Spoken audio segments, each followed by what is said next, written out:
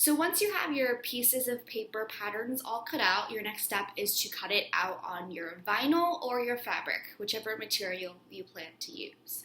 So what I've done on my kitchen floor here is I've already laid out all the pattern pieces. Because mine is kind of a weird shape, I kind of scattered it out, and but all you're going to really need is a yard of the white, whatever you choose.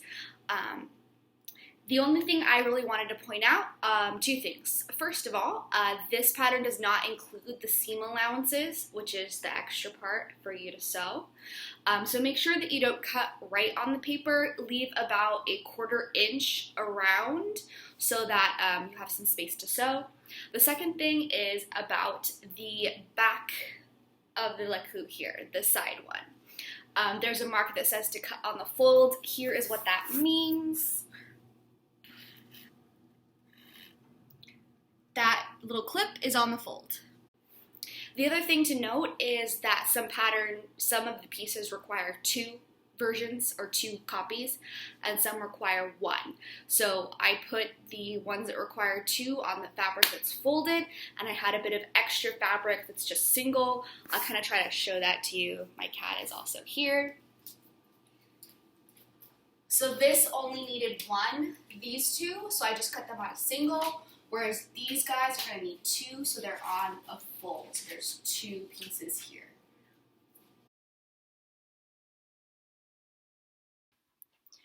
So now we have our pattern pieces cut out. You can see here that I left a little bit of a seam allowance there. It doesn't really matter how you cut the seam allowance, just remember it when you sew, because we're going to end up stitching your line right here. So the next thing you want to do is iron out any awkward folds. So you're kind of just going to look at your fabric, make sure everything's smooth, especially on the folded piece here. So if you take a look at this guy, you're going to see there's kind of like an ugly fold here, so you're going to want to iron that out. So if you're working with vinyl, make sure you're ironing the back. If you iron on the front, the shiny side, you're going to melt it. So we're just going to iron.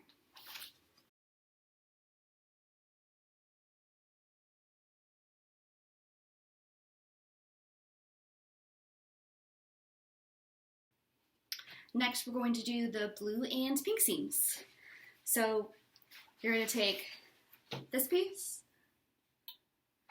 and then attach the front sides. Now, make sure that you're putting always right sides together. So it's going to look kind of funky. Hopefully you can kind of see this. So the idea is that you're going to pin here so that it'll fold out here and look like her laku.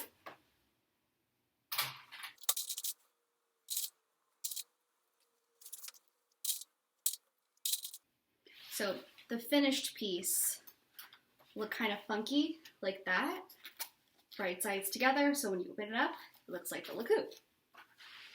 The back tail is going to be a little bit easier. You're just pinning right sides together, but you're only doing this side. So not this side, but only this side. The extra curve.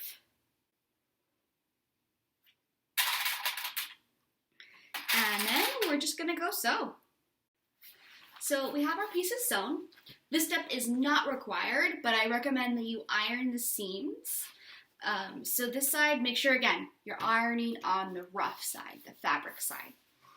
This one's going to be a little bit trickier to to iron, but it is a good idea to do that so that you have that nice curve.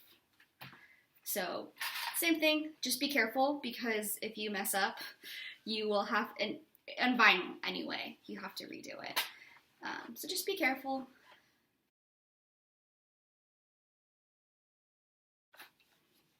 Now, if you don't have an iron, you can also flatten these with books. It just takes a long time because you have to wait for it.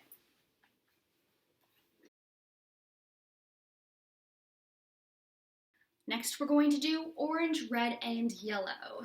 I like to do this one first. So basically what you're doing, taking these 2 pieces and you're sewing them together. Now, for the sake of ironing, we might want to wait on doing this one until the end, and I'll show you kind of why, because it can be useful to like go in with the iron when you finish. But basically you're gonna match this up. Sometimes I know when I cut it, like the curves don't really match up, but don't worry about that too much. Just kind of like line it up the best you can. As long as there's a curve there, it's gonna look fine. And then after that, you're going to do, find it, these two. So this is the part that you'll never see this. It's gonna kind of slot inside, but make sure again, right sides together, you're putting this in and kind of pinning it. The way this one is different from my last pattern is that you are not sewing all the way up to the end. I decided to give you like this much extra that'll just kind of help to hold the polyfill in. So there should be a mark on your pattern, but it's about here. So only sew up to here, okay?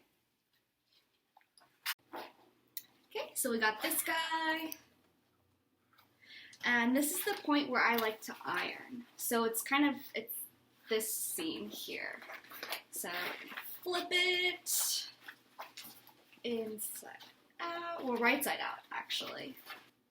And then we're gonna iron basically all these seams. So we want to see the curves.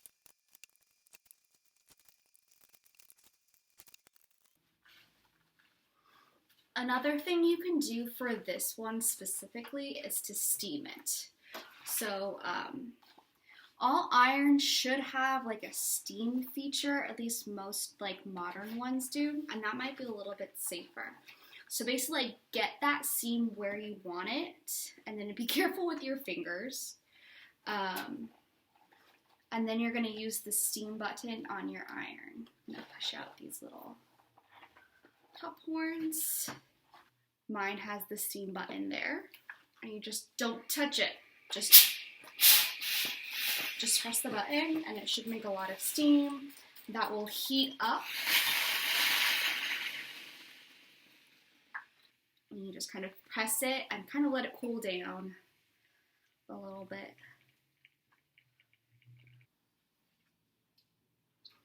So wait for this to cool down, and then you're gonna flip it inside out again and do the rest of the yellow seam here, like that. I wanted to show you something at the sewing machine. So as you sew, you're gonna notice that this seam doesn't match up. That's on purpose to give you a bit more volume. So as you sew, you're going to kind of pull this so that it matches here. You can use pins, that might be a little bit safer. I usually don't, just because I'm very familiar with this pattern. But yeah, so just be aware that you're gonna have to kind of like move the fabric to match end to end.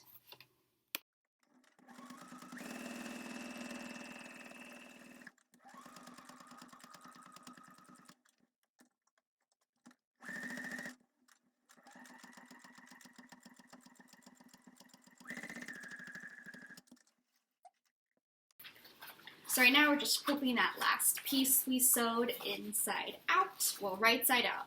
Keep saying it wrong. Right side out. And we're almost done. Okay, we got it flipped right side out, and we're going to basically put your two pieces together. This is probably the trickiest thing sewing wise. Basically you're gonna flip this inside out again. You don't have to do that, this just makes it easier. Don't worry about the rest of it, you're mostly worrying about the top half. And this will make it easier to kind of pin this right sides together. So it's gonna look kind of funny, like first you're kind of like pinning it like here. So what I like to do is I take my clip and I kind of like pin, I kind of find the point and I put the 2 points together. Okay, and then you kind of like have to pull it and do each side separately. So I'll pin this side and here. Okay, and then remember this extra flap that we had here? You're gonna end up pulling this down and pinning here. So if you can see here, this little flap is not pinned. You pull it back, so this is the tail, you pull back the tail and you're pinning. So what I do next is I basically shove the front leg hoop part in, or the montrals I guess, into the back tail. And that's why you want this thing inside out, so that it all fits in, and then you're just gonna pin again. And again, we're making sure we are not including that little extra flap. It'll mess you up if you do. When I sew, I always start with the very center. The reason why is to make sure nothing is off center. If you start in the middle, you're not going to accidentally move your stitch later. Again, I kind of like to take that little extra flap and I kind of pull it down. Sorry for all the weird brightness. Then flip everything inside out and you have a poo. I like to use the end of a paintbrush or a pencil to kind of like poke out the ends, just because the vinyl at least tends to be kind of like resistant to being flipped. Just make sure that you're gentle. You don't want to use something sharp and then puncture your vinyl. You also don't want to accidentally break your paintbrush, which I have done as well. Yeah, you just do this part.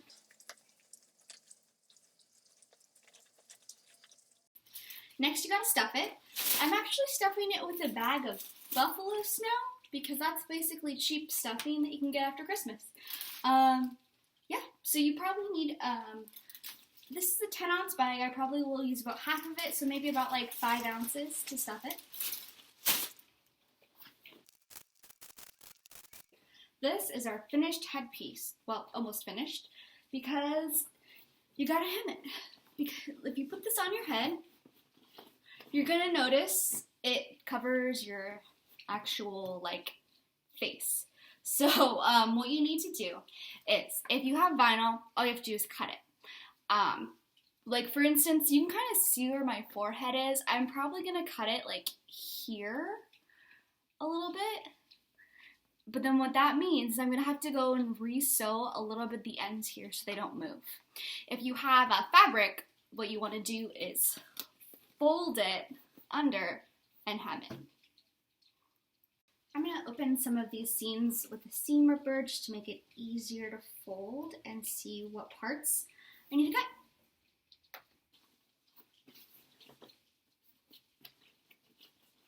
So just FYI, you should basically, this is my head that I'm touching at the top. So just kind of be aware of that. Since it's the type of headpiece, hers kind of sits a little further back. So make sure that this is like coming down on your head and then you can push it back a little bit like that. That way it has that more slanted shape and not like that. And when you push it back, I think you find that you actually need more of that forehead space. So I'm glad I did that before cutting it, because then I can see I actually only need to cut a little bit. And then a little bit off the sides here.